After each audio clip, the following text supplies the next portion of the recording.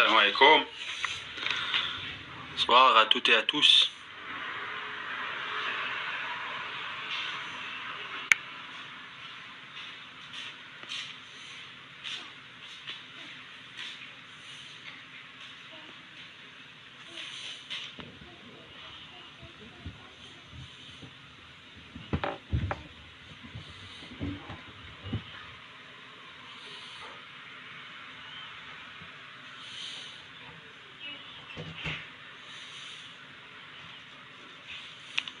Salam.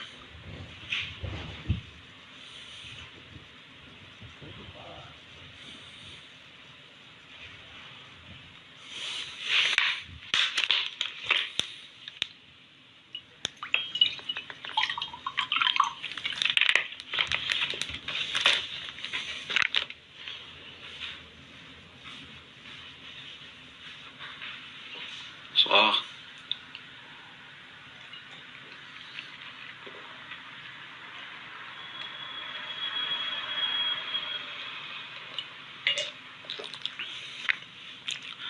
Bienvenue à toutes et à tous.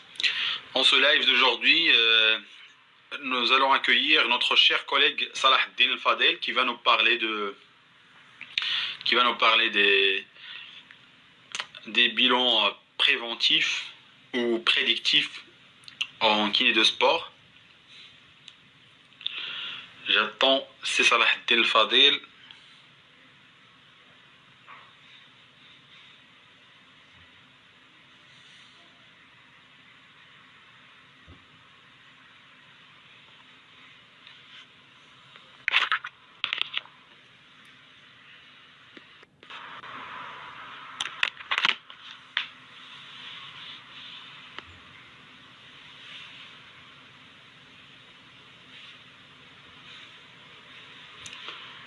C'est Salah Din Al-Fadel, il va nous rejoindre dans quelques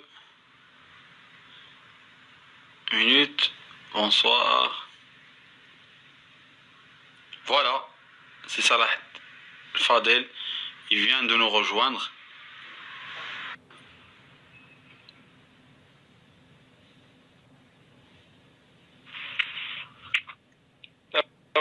Salam alaikum. Ça va, بخير. Ça va, c'est Salah Din. الحمد لله الحمد لله بارك الله فيك. على سلامتك. تقبل الله. كي دايرين هاد 5 ايام ديال رمضان الاول؟ الحمد لله الحمد لله بخير الحمد لله. الحمد لله. الحمد لله. Donc c'est Salah Din qui va nous présenter aujourd'hui des prédictifs en sport tels que le functional screen et d'autres bilans. Oui. Était toujours la maîtrise des bilans. Je l'ai déjà vu exposer ça à Medical Expo à Casablanca. C'est excellent et très pertinent, très précis, clair, carré. Et donc, on va aujourd'hui profiter de son expérience. C'est ça la Vas-y. Donc, je vous remercie encore pour votre invitation. Je vous salue chaleureusement pour ça. Donc, comme on a dit, la dernière fois, on a vu les stratégies de prévention en sport de façon générale et en sport de compétition de façon spécifique. En continuité de la dernière fois, on va voir aujourd'hui l'évaluation du mouvement fonctionnel comme un chaînon important dans les caméras. Donc, je vais commencer par un petit rappel. Okay. Je vais commencer par un petit rappel en 5 minutes de ce qu'on a vu la dernière fois. Eh bien, on peut dire que la prévention au niveau mondial il y a un consensus sur l'optimisation, ce qu'on appelle l'optimisation de la santé de l'athlète. C'est-à-dire il faut mettre des stratégies de prévention primaires, développer des stratégies de prévention, introduire des programmes de prévention, optimiser les stratégies de soins et de rééducation et mettre en place des stratégies de prévention secondaire pour éviter les récidives. Deuxième chose qu'on a vu, les approches prophylactiques. Il y a aussi un consensus international scientifique à travers plusieurs chercheurs, je l'ai d'ailleurs cité comme Finch, un Hollandais,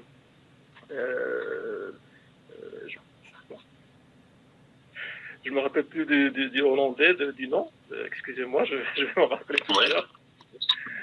Van Michelin, oui, Van Michelin et Caroline Finch, une Australienne, qui ont fait plusieurs études là-dessus et qui en sont sortis avec ce qu'on appelle la séquence de prévention.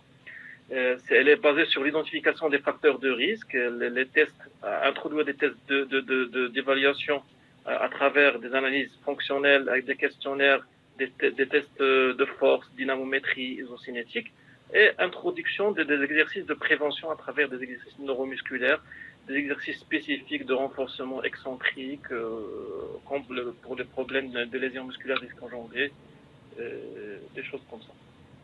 On a introduit aussi un modèle à travers lequel on peut faire une évaluation des mouvements fondamentaux, une analyse de l'activité sportive. صلاح الدين Oui. ممكن عفاك الا ممكن غير تهضر شويه بالجهد ولا حيت الناس كيقولوا الصوت بغاو يسمعوا. Oui, ok.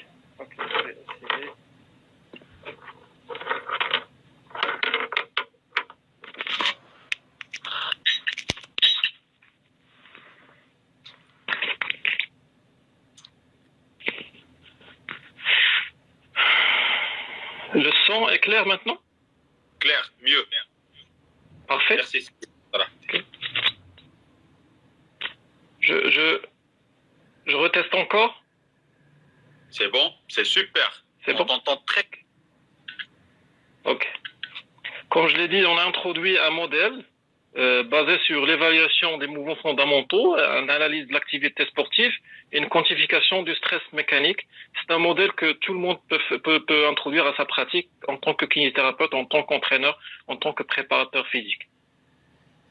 On a aussi parlé du spectre d'entraînement. On a dit que si l'athlète ne maîtrise pas les fonctions de base, c'est-à-dire qu'il a une culture du mouvement, une culture cinétique, on peut dire kinésithérapiquement une capacité arthrocinétique, il ne peut pas avoir la capacité d'améliorer ses qualités athlétiques, ses qualités physiques.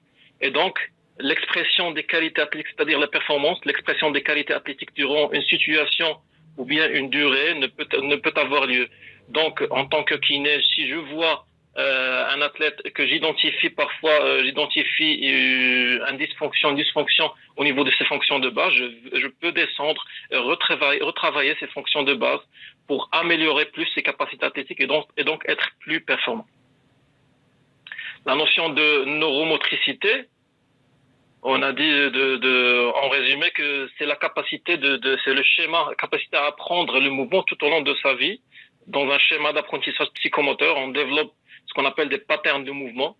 Ces patterns de mouvement peuvent être ou bien optimales ou bien dysfonctionnels. Si elle est dysfonctionnelle, elle peut nous guider sur un défaut sur le contrôle neuromusculaire.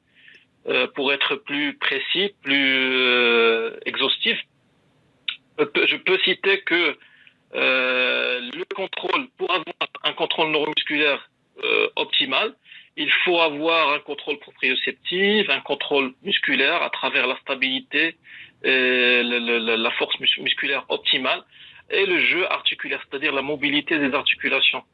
À travers l'intégration des sensations périphériques, quand je dis les sensations périphériques, ça peut être la sensibilité sensorielle, la vision, toutes les sensations périphériques. Dans une boucle d'anticipation ou bien de rétrocontrôle, je peux avoir un contrôle neuromusculaire optimal, un pattern de mouvement optimal, et donc une fonction optimale, et donc je peux être performant. Dans l'autre sens, je peux avoir un défaut sur ma boucle proprioceptive, par exemple, ou bien un défaut de stabilité, et donc un contrôle neuromusculaire altéré, un dysfonctionnement sous forme d'asymétrie, de compensation, et sur le long terme, avoir des blessures. Pour donner des exemples concrets, par exemple, au niveau du jeu articulaire, je peux citer l'exemple de l'inhibition, le phénomène par inhibition réciproque. Par exemple, des fléchisseurs d'orange qui sont suractivés, qui ont du mal à se relâcher, vont donner par un phénomène d'inhibition réciproque une inhibition du grand fessier. Et donc, dans un phénomène de synergie musculaire, les ischio-jambiers vont se retrouver surchargés de travail en suractivation et sur le long terme, je peux avoir des blessures. Un deuxième exemple pour le contrôle musculaire, c'est-à-dire la stabilité, tout simplement, je peux citer l'exemple le plus concret, la stabilité de la scapula, qui peut nous donner des dyskinésies, des dysfonctionnements au niveau de l'épaule gléno-humérale. Pour le contrôle proprioceptif, comme je l'ai dit, par intégration, le défaut d'intégration des sensations périphériques, je peux citer par exemple la vision. Il y a ce qu'on appelle le phénomène de préférence motrice. On a un œil qui est directeur, qui guide, qui nous donne des informations et qui nous guide dans notre mouvement.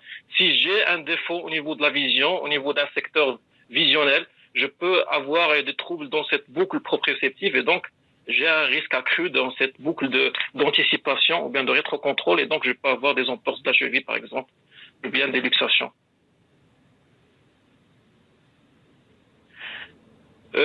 Donc c'est un rappel. On passe au mouvement fonctionnel. Donc pour un petit rappel sur les fondateurs, on a Gray Cook, Michael Voigt, il y a aussi Butler. Donc ce sont tous des physiothérapeutes spécialisés dans l'orthopédie traumatologie. Ils ont fait des spécialisations dans la préparation physique, dans les neurosciences, dans la biomécanique. Ils ont un cursus assez riche. En plus de la recherche, ils ont développé leur propre système. Comment ils ont débuté? Eh bien, ils ont posé l'hypothèse que les approches classiques de travail isolé, utilisées dans l'évaluation et le traitement, ne vont pas restaurer la totalité de la fonction. C'est ça leur idée principale. Très bien. Et donc, la deuxième notion, c'est la notion de fonction primaire de l'articulation, ou bien ce qu'on appelle le joint-by-joint approach. Pour la petite anecdote, cette notion n'a pas été développée dans les laboratoires de mouvement, ou bien tout ça. Elle a été tout simplement développée durant une pause café entre Michael Boyle, un spécialiste dans l'entraînement fonctionnel, et Gray Cook. Eh bien, Michael Boyle a demandé à Gray Cook, eh bien, qu'est-ce que tu peux me dire une notion que tu peux me donner, que je peux utiliser dans mon entraînement, qu'elle soit la plus pertinente, la plus efficace possible. Eh bien, il a commencé par lui parler des fonctions au niveau articulaire. Eh bien, il lui a commencé par lui dire, si je peux te donner un advice, un conseil pour travailler l'efficacité de cette articulation qui est la cheville, je peux mettre en premier lieu la mobilité. Et puis il est monté vers le genou et il a dit je peux te conseiller de travailler la stabilité. Et là, au fur et à mesure, ils ont remarqué que il y a une alternance de qualité et c'est là que Michael Boyle a mis en place ce qu'on appelle le joint-by-joint approach. Eh bien, pour plus d'explications, je peux dire que je note que j'ai dit la fonction primaire, c'est-à-dire qu'il y a d'autres fonctions, mais la fonction primaire reste. Par exemple, au niveau de la cheville, j'ai oublié de mettre le pied. Le pied, eh bien, la stabilité pour le pied. La cheville, eh bien, la fonction primaire, c'est la mobilité. Le genou, la stabilité. La hanche, la mobilité dans plusieurs plans. La colonne lombaire, eh bien, la stabilité. La colonne thoracique, la mobilité. La scapulothoracique, la stabilité. La gléno-humérale, eh bien, la mobilité. Donc, il y a cette alternance de qualité de fonction. En résumé, je peux dire que pour avoir une performance et donc sur le long terme, être performant et donc sur le long terme prévenir notre athlète des blessures, je dois entretenir ces qualités primordiales, c'est-à-dire la mobilité, la stabilité et le contrôle moteur, comme on l'a vu, le contrôle neuromusculaire, cette efficience neuromusculaire, cette capacité des articulations et du corps à s'adapter, à bouger, à interagir avec son environnement. Le FMS. Eh bien, le FMS, au début, il y avait le FMS, le Functional Movement Screening. Eh bien, maintenant, on a quatre parties, les divisions quatre parties. Eh bien, on a le FMS qui évalue les fonctions fondamentales du corps, Le Selective Functional Movement Screen, le SFMRA, eh bien, il est utilisé en cas de dysfonction douloureuse. C'est plus un système un bilan pour trouver les problématiques pathologiques, on peut dire. Le White Balance Test, eh bien, il peut être utilisé pour le membre inférieur comme pour le membre supérieur au niveau de l'épaule pour évaluer le contrôle musculaire, le contrôle proprioceptif de ces deux segments. Le Fundamental Capacity Screen, eh bien, il est utilisé pour évaluer les capacités athlétiques du sportif et son aptitude à évoluer et à améliorer ses capacités athlétiques. Eh bien, pour schématiser, eh bien, on a les patterns. On intègre le FMS ou bien le SFMA en cas de douleur. En cas de FMS, on va vers ce qu'on appelle une zone de performance. Là, on peut intégrer les tests de performance, par exemple le White Balance Test. Et là, à travers ce White Balance Test, on peut améliorer les skills, c'est-à-dire améliorer les qualités techniques et athlétiques de notre sportif. Dans l'autre sens, comme on peut le voir, on est dans une démarche fonctionnelle globale, mais dans l'autre sens, quand on va vers le sélectif, on est dans une démarche plus analytique, plus centrée sur le membre. Il y a 7 exercices. Chaque exercice a des instructions précises à respecter. Il est noté sur une note de 3, de 1 à 3. 0, la note 0 est donnée en cas de douleur. Une mauvaise exécution de l'exercice, on donne une note de 1.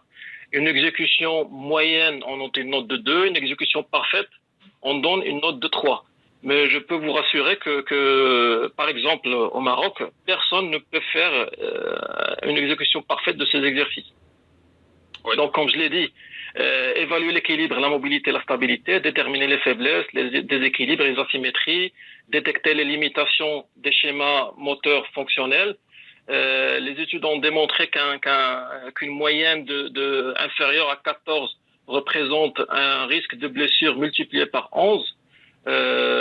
Mais je peux vous dire que il y a plusieurs critiques qui ont été faites sur ces études. La première, c'est un biais, c'est une étude biaisée parce que ceux qui ont fait les études, ce sont les fondateurs du FMS. Oui. Deuxième chose, le cohorte d'études est limité, 64, 62 sujets. Oui. Donc il y a plusieurs contraintes, plusieurs critiques à faire sur ces études. Mettre en place une stratégie correctrice pour remédier aux dysfonctions trouvées. C'est ultérieur, c'est postérieur au test. Comme exemple, le deep squat, comme vous le voyez, l'exécution simple, on met une barre avec des mesures. Je ne peux pas entrer dans les détails, c'est difficile à expliquer.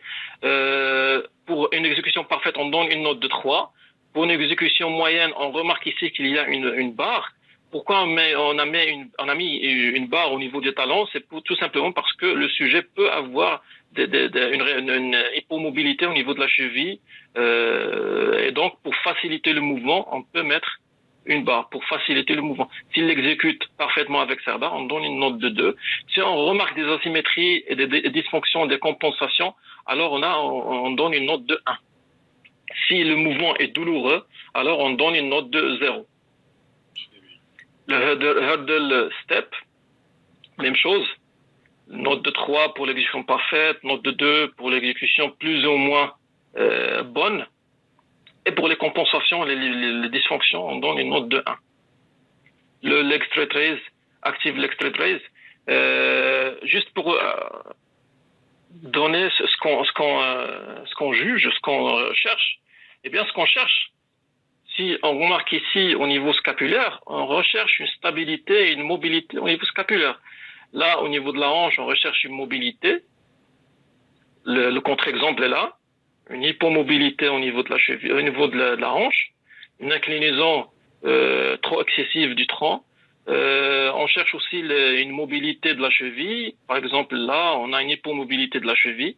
J'ai oublié de dire qu'il faut regarder les répétitions, 3 répétitions, il faut exécuter 3 répétitions. Il faut regarder les répétitions de face et de profil et juger la technique. Pour le hurdle step, on peut juger, évaluer la stabilité du tronc, la flexibilité, le contrôle moteur au niveau du bassin. Pour le active straight leg, en tant que kinésithérapeute, on sait que toute activation du segment jambier entraîne une préactivation des muscles profonds du tronc. Donc c'est là que ce qu'on évalue dans cet exercice, c'est ça, l'activation des muscles profonds du tronc, ainsi qu'une stabilité du complexe lombo-pelvien, puisque s'il ramène son membre en extension, l'autre membre, si il n'est pas stable, donc on peut juger qu'il y a une instabilité lombo-pelvienne. C'est Salah. عندي واحد question urgente, c'est insister. Oui. Comment ces tests, par exemple de l'FMS, des tests qu'on voit de l'FMS, comment ces tests qui ne ressemblent pas à l'exercice de la course, par exemple, si la course est douloureuse, comment ces exercices seront fidèles dans l'évaluation? Comme je l'ai dit, oui. Le sport pratiqué ou la nature des lettres. Oui. C'est ça. Ils ont essayé de revenir à l'origine du mouvement. L'origine du mouvement, comme on a dit, là, c'est les fonctions de base. Ils sont revenus aux fonctions de base. Le squat, les fentes, par exemple, l'incapacité à faire cet exercice, le inline lunge, c'est-à-dire cet exercice-là, l'incapacité à faire cet exercice va nous démontrer que l'athlète n'a pas les capacités à décélérer. La décélération, que ce soit dans une activité de vitesse ou bien dans la course à pied, par exemple, c'est-à-dire la foulée va être, on peut déduire que la foulée va être, comment dirais-je? Oui, c'est ça. Deuxième chose, pour les contrôles de stabilité, par exemple, je peux, par exemple, le trunk stabilité push-up, je peux déduire, par exemple, qu'une activité de force, par exemple en haltérophilie, notre athlète va avoir des problèmes au niveau des techniques d'arraché spécifiques d'arraché ou d'épaulé, et donc il ne va pas activer ces muscles profonds au bon moment. Très bien. On reste dans le même exemple de l'haltérophilie, par exemple, si mon athlète a un défaut au niveau du deep squat, je peux en juger par la mobilité de sa cheville, je peux dire qu'il va avoir des problèmes sur le long terme durant ces techniques. C'est une démarche globale. Je peux comprendre sa question, parce que ça, par exemple, pour la course à pied, je peux comprendre ça exemple, mais on est toujours dans une démarche globale. On n'est pas dans une démarche sélective. Oui, tu l'as dit tout à l'heure, ça a été beaucoup critiqué. Oui. Vraiment. Oui.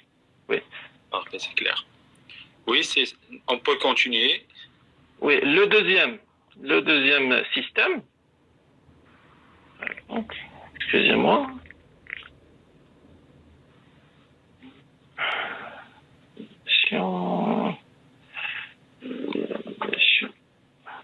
Excusez-moi une minute. Oui, c'est ça. Oui. Oui, pour l'autre système, ce qu'on appelle le Human Movement Assessment, c'est un système d'évaluation fonctionnelle aussi. C'est un système d'évaluation fonctionnelle, sauf que on n'est pas dans une démarche quantitative, on est dans une démarche qualitative. Il n'y a pas de notes. On n'a pas de notes pour les exercices.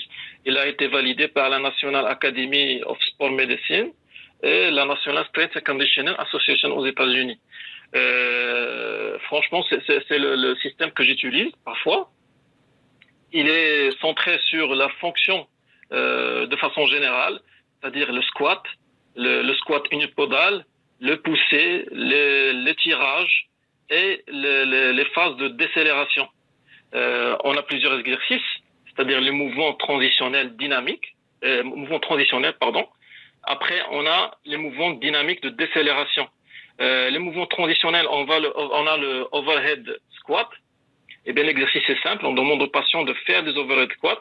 À travers l'observation, on observe les déficits, les dysfonctions au niveau du train supérieur ou au niveau du train inférieur.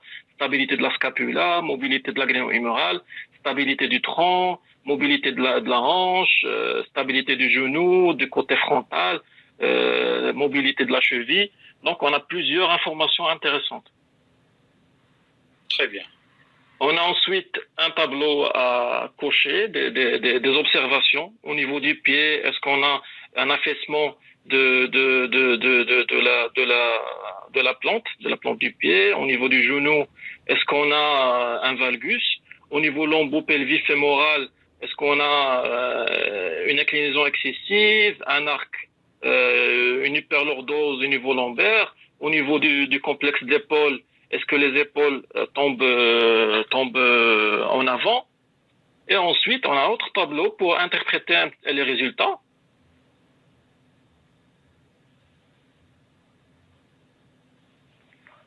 Okay.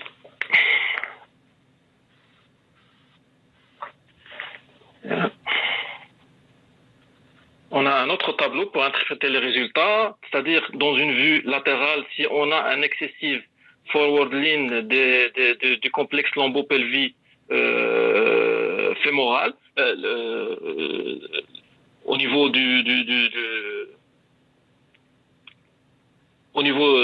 du train inférieur, on peut en déduire qu'on a des muscles qui sont suractivés.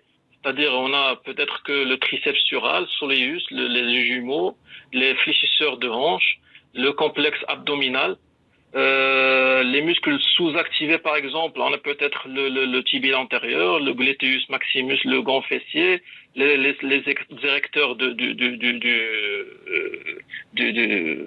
tronc.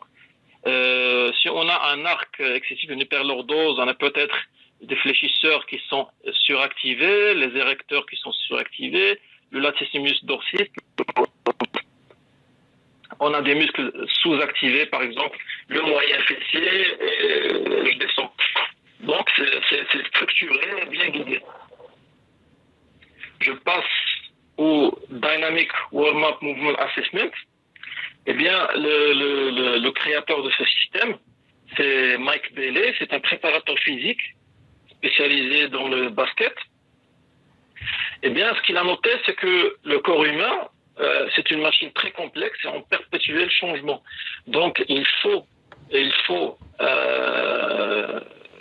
qu'on appelle, afin d'éviter tout risque de panne, il faut une perpétuelle évaluation et un contrôle. Très bien. Le Dynamic Warm-Up Movement Assessment, comme vous pouvez le constater, il y a le mot Dynamic Warm-Up, c'est-à-dire l'échauffement dynamique. Eh bien, l'échauffement dynamique, il y a plusieurs théories concernant l'échauffement dynamique, mais la plus concrète, c'est celle qui dit que c'est une approche résolue, systématique et efficace destinée à préparer l'individu aux besoins spécifiques de l'entraînement ou de la compétition.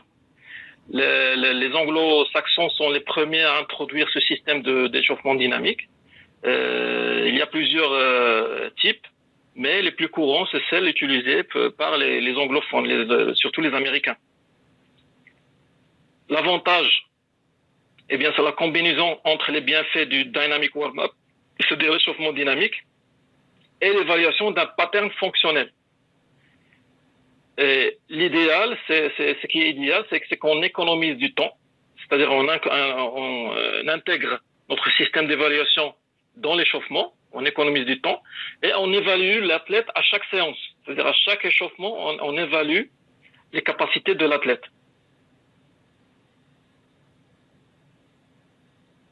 Il y a 10 exercices, 10, 11 exercices à faire sur ce dynamic warm-up.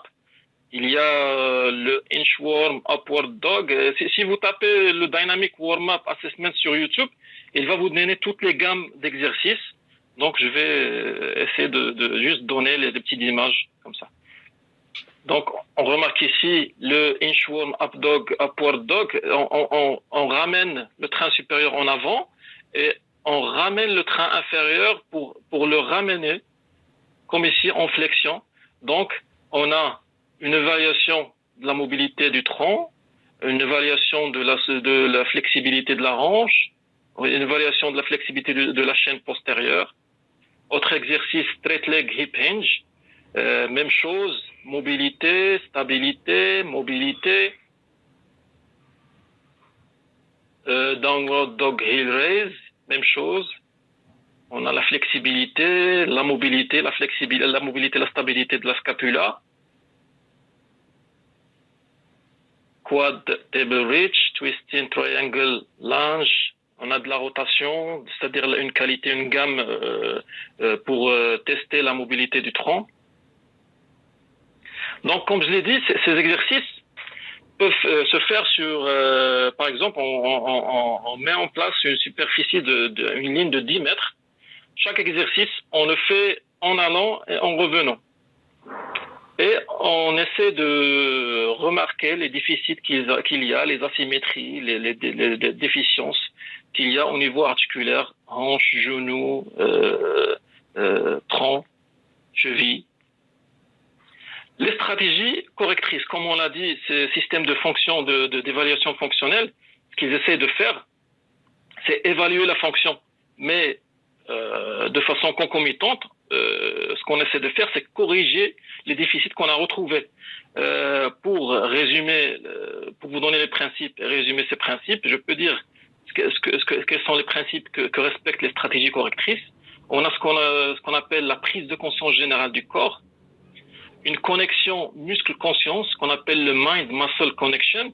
Ça a été prouvé scientifiquement, ce principe de mind-muscle connection, ça aide à recruter de façon efficace les muscles, de façon sélective, et une coordination intra- et intermusculaire, c'est-à-dire que ce soit un synergiste ou bien un antagoniste, on essaie d'intégrer ce principe pour essayer d'activer ou bien inhiber le muscle ou bien la chaîne musculaire qui est déficiente.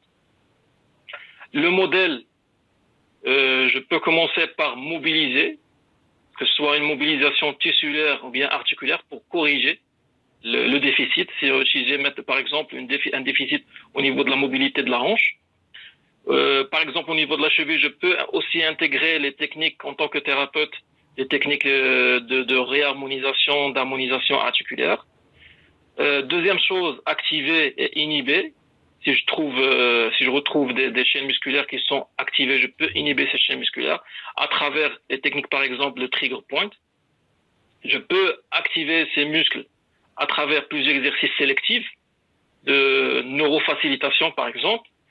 Et comme troisième étape, intégrer ces chaînes musculaires ou bien ces déficits que j'ai corrigés dans un mouvement fonctionnel pour retrouver leur fonction et retrouver le mouvement spécifique du sportif.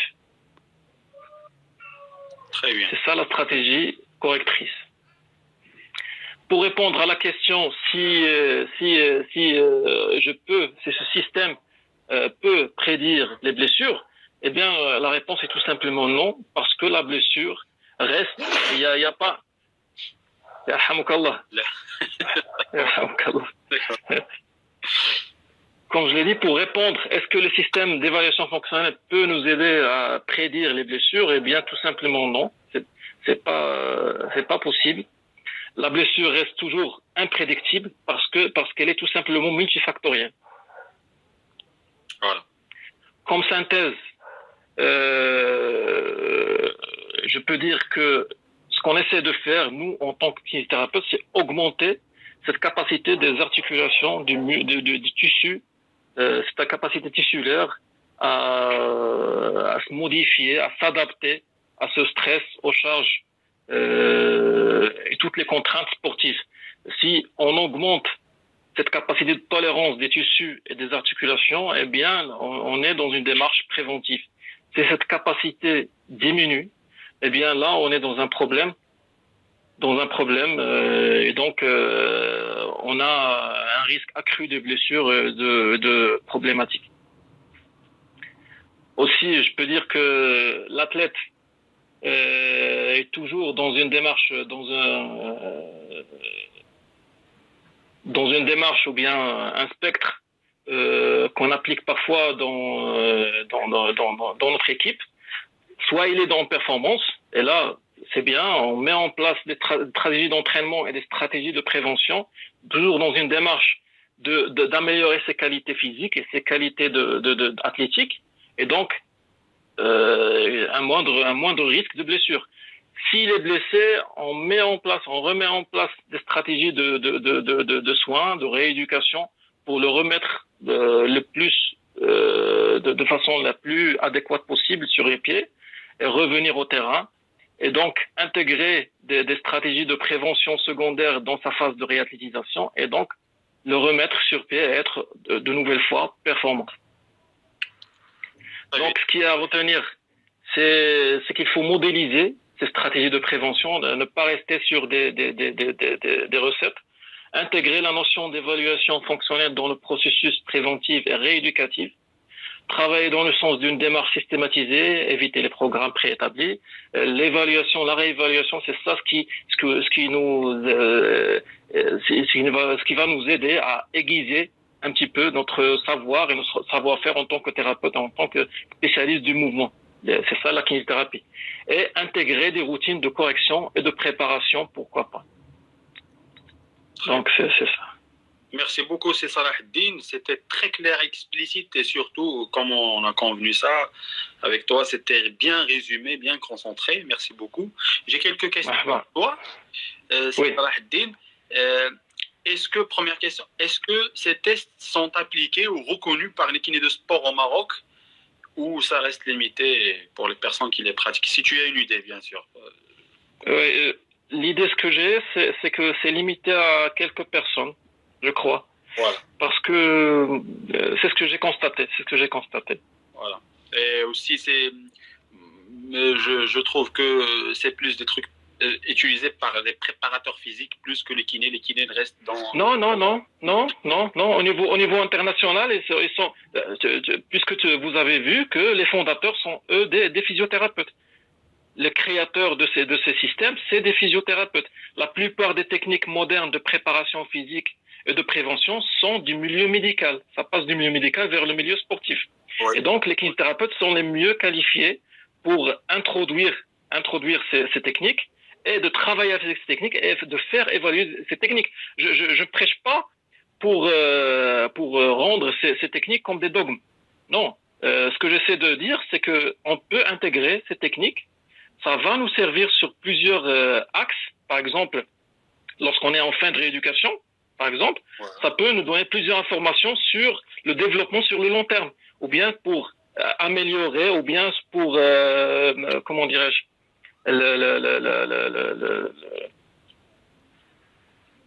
la sustainability, j'arrive pas à trouver sustainability. En anglais, sustainability. Hassan, si Hassan il nous regarde. C'est Hassan. Englishman, plus que moi. Donc pour consolider un petit peu les acquis sur le long terme, pour ce qu'on a essayé d'améliorer durant tout le processus de rééducation. Très bien. En première consultation aussi, si j'ai un problème qui est chronique, ça peut m'aider aussi à avoir plusieurs pistes sur le processus de rééducation. Par exemple, si j'ai une tendinopathie chronique du genou, si je fais un test de overhead squat et je vois que la mobilité de la cheville elle est un peu déficiente, je peux juger que je peux intégrer des processus, des correctifs pour corriger ce problème. sans pour autant qu'il ait les contraintes de venir à chaque fois me voir pour travailler les mobilisations spécifiques, par exemple, ou bien d'autres techniques spécifiques. Très bien. Pour tout à l'heure, sustained, c'est soutenu.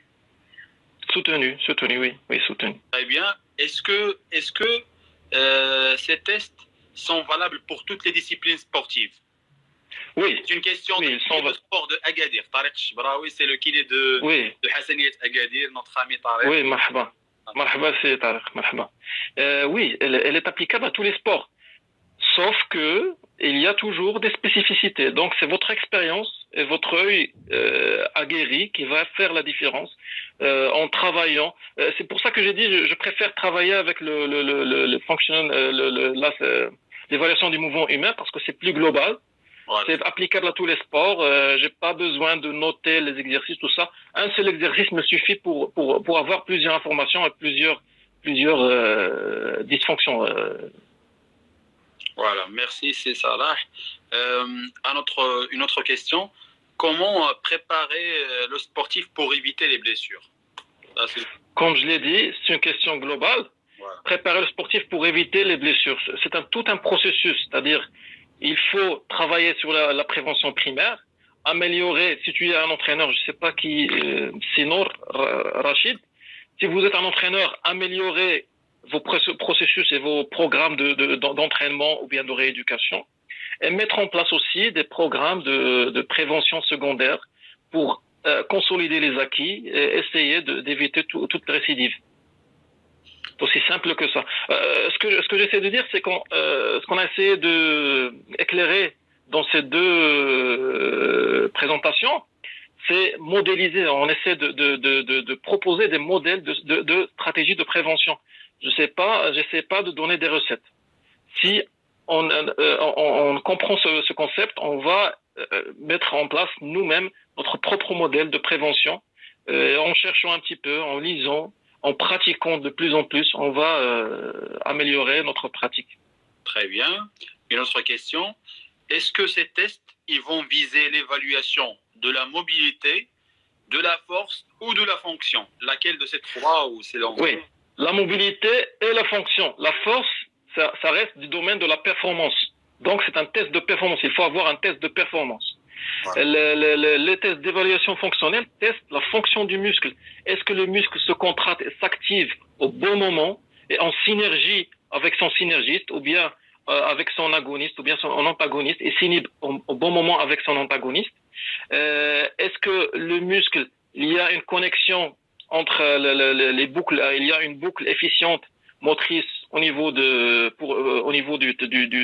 pattern de mouvement de l'athlète? Donc, c'est ça ce que c'est d'évaluer ces exercices. La force reste du domaine de la performance. Donc, il faut des tests spécifiques en résistance maximale, en isocinétisme, en dynamométrie et tout ça. Très bien, très clair. Merci, c'est Salah Din. Quelqu'un qui pose une question par rapport au temps.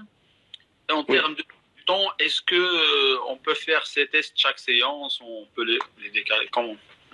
Vous avez le choix. C'est pour ça que j'ai choisi ces trois systèmes d'évaluation. Il y en a d'autres. Ce que je préconise, ou bien l'évaluation du mouvement humain, ou bien le Dynamic Warm-Up Assessment. Le Dynamic Warm-Up Assessment, tu peux l'intégrer lorsque tu es en phase de récupération, par exemple, avec un athlète, ou bien en phase de réathlétisation avec un athlète, comme gamme d'échauffement. Et donc, tu peux, à travers l'échauffement, voir s'il y a des déficits, il y a des dysfonctions, des déséquilibres et des asymétries. Très bien. Et c'est vrai que ces systèmes, le but, l'un des buts, les objectifs qui ont poussé les inventeurs de ces systèmes, c'est l'aspect chronophage. L'aspect chronophage, c'est que ça consomme moins de temps. C'est ça leur but. Voilà. Merci. Est-ce que les corrections de ces déficits sont-ils systématiques? Il faut les faire chaque fois, sachant que on peut avoir des sportifs très performants avec des déficits ou des déficits congénitaux ou des problèmes qui accompagnent. Et donc, oui. Ça dépend de votre vision, ça dépend de votre expérience, ça dépend de l'athlète lui-même. Donc, à vous de choisir, si en concertation bien sûr avec l'entraîneur, si vous voyez convenable de corriger ce que vous avez trouvé comme dysfonctionnel ou bien asymétrique. Si vous trouvez que les contraintes ne permettent pas, eh bien, à vous de juger. C'est pas systématique. C'est ça ma réponse. C'est pas systématique. Très bien, très bien. Donc, c'est tout ce que j'ai comme question. C'est Salah Eddine. Oui, merci. Pour finir, oui. Je peux dire en deux mots, Oui. Par exemple, mon expérience en 2006, lorsque je suis venu ici à Sidi Bou Nord et j'ai été en contact avec un ami d'enfance qui était entraîneur dans une équipe de foot. Bien, on a mis en place un projet. On y travaille depuis 2010 à peu près. On espère que ça va être en concertation avec le ministère du sport et de la jeunesse, ministère aussi quel ministère de l'Intérieur aussi. Donc ce que j'ai fait, c'est systématiquement, j'ai essayé d'intégrer les correctrices dans l'entraînement avant qu'ils se blessent. J'ai intégré systématiquement les gammes de correction. C'est-à-dire, je n'attends pas qu'il ait des problèmes ou bien de faire une évaluation ou bien tout ça. J'ai fait une gamme personnelle, spécifique pour moi. À travers mon expérience, à travers les observations que j'ai eues sur les joueurs, à peu près 12 exercices. Ils sont systématiques à chaque joueur à faire au début et à la fin. Mais ces exercices, comme je l'ai dit, ils sont faits de façon douce, de façon à permettre cette connexion, cette mind-muscle connexion et cette conscience du corps. C'est ça la meilleure des choses. Et au fur et à mesure, on améliore la coordination, le contrôle moteur, la stabilité, la mobilité systématiquement. C'est ça ma propre expérience que très bien. J'essaie de faire. Bon, moi, ça me fait plaisir vraiment de voir des gens comme toi qui mettent en place leur propre truc. Ça démontre que c'est de la créativité, c'est de l'énergie interne qui sort, la personne il prend l'initiative, il met en place un système propre à lui. C'est extraordinaire. Toujours ça termine par aboutir. Toujours ça termine par aboutir quand c'est original. Et donc toujours on a le plaisir de t'accueillir avec nous, c'est Salah Eddine. مرحبا très simple et très direct. Merci beaucoup. Donc je pense que c'est clair pour tout le monde et que les questions, voilà, on n'a plus de questions. Et on se donne rendez-vous demain, Inch'Allah, avec moi-même pour Inch'Allah, au plaisir. Et après-demain, vendredi, il y aura Hodel Hilo avec nous qui va parler des tendinopathies à Kylian. Merci infiniment, c'est Salah. مرحبا سي اسماعيل و je vous remercie aussi. تبارك الله عليكم. Merci beaucoup. يعطيكم الصحة. À la prochaine, Inch'Allah. Inch'Allah. Allez, au revoir. Merci.